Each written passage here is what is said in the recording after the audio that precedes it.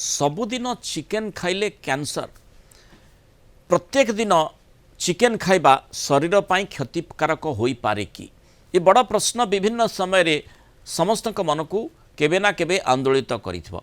आउ एबे प्रश्नटी एथिपाई गुरुत्व बहन करुछि कारण गोटे रिसर्च गोटे गवेषणा एभली दाबी करुछि।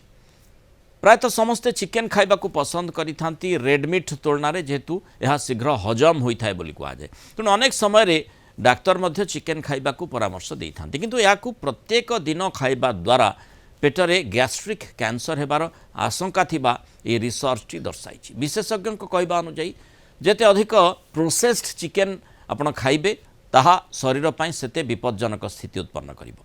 चिकेन रो रोसई प्रणाली अनेकांश स्थिर करे आपण पाकस्थली उपरे यार कौन प्रभाव पड़ुछि।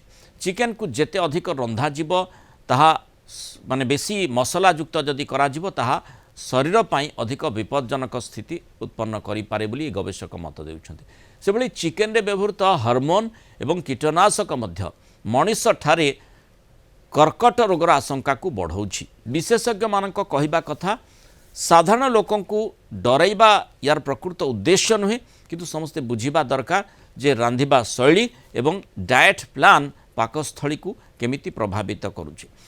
डाक्तर को कहिबा अनुसार प्रत्येक दिन चिकेन उपरे निर्भर न करी अन्यान्य खाद्य जेमिति कि मसूर डाली बीन्स माछ अंडा इत्यादि खाइबा आवश्यक। या छड़ा सबुदिन चिकेन न खाई केबे केबे खाइबा शरीर पाई लाभदायक हेबो क्षतिकारक अंततः हेबो नाई। एई गवेषणाटी एभली भाबरे मत व्यक्त